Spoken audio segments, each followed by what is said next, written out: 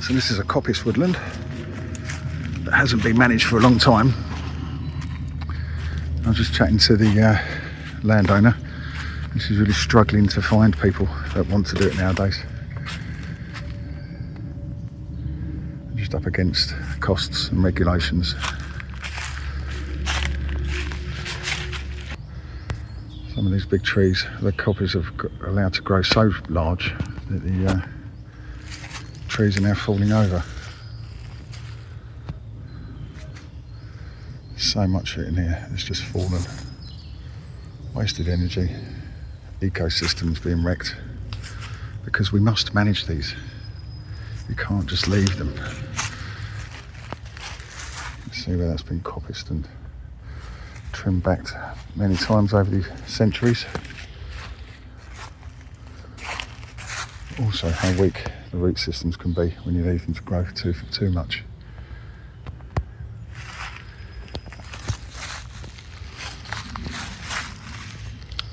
And it is all about the root systems and the soil. When we take our wood from clear-felled forests, the soil is disturbed. You have to start again each time after you've chopped it all down. But the idea of these coppice stalls is the root system is left in place to carry on growing and to keep the root system that we now know is so important. So really this woodland should have been coppiced again probably 10-20 years ago. Plenty of these poles, and the pole is the stems that grow. Perfect size for logs. So that's how you'd fund it. By clearing some of the space, you'd leave all the big trees, so there was still, the standards are still in place, the mother trees, if you like. So you still keep a certain amount of those in each acre.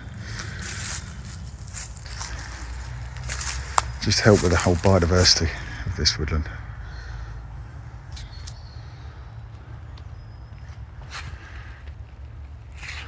But when we're taking foreign wood, kiln drying it in another country using diesel and fossil fuels, shipping it across the continent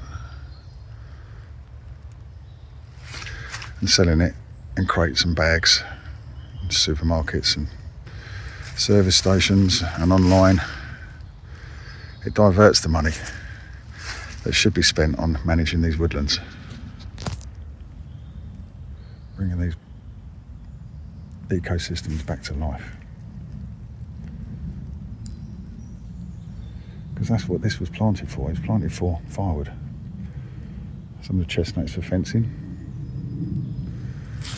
But a lady was saying she's also got a real problem with muntjacs, deers. So I just saw a couple.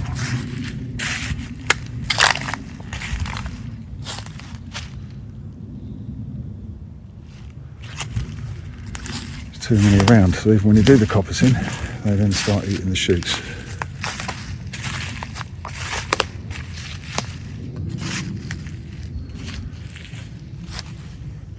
This, you can see the bark being stripped. This will be from the deer. Basically trashing the woodland.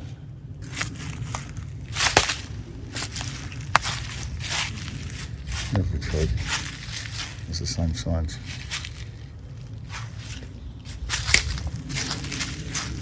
Lovely, cute deer chewing up the environment. See that all over, every tree has been chewed.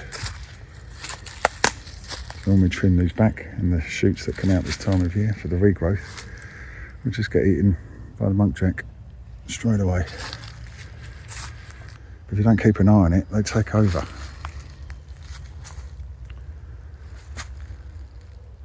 And they destroy everything around them. I was quite excited to walk this forest today, to understand what this little bit of England needed in order to thrive. But I can't help feeling a bit broken. It's so sad. In a society that succeeded through nurturing this intricate ecology, we now turn our backs in favour of distant extraction, hidden consequence and perceived virtue. This natural infrastructure that relied on our traditions, livelihoods and way of life is under threat by ideologies governed by disconnection and misunderstanding.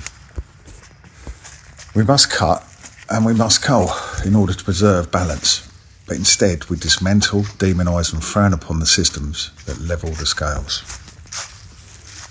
All I see here is a set path towards extinction, and those who can save it having their hands tied behind their backs.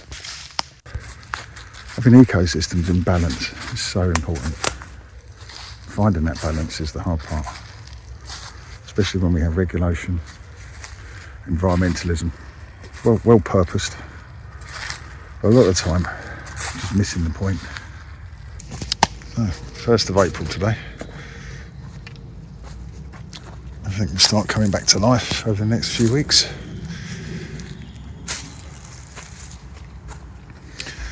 But unless we do something about this very quickly, what life does regrow each year will become less and less.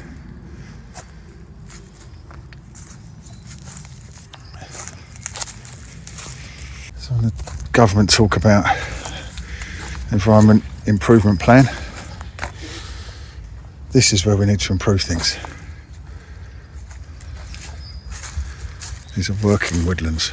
They've been managed by man for thousands of years.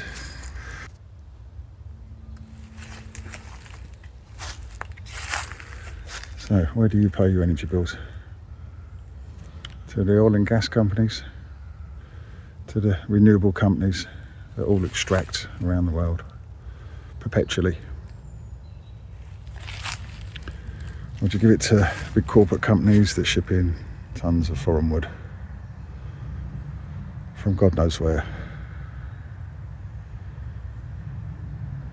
Why the hell don't we pay it to these environments, the environments that surround us, that are part of us and part of our history, instead of just leaving them to rack and ruin like this?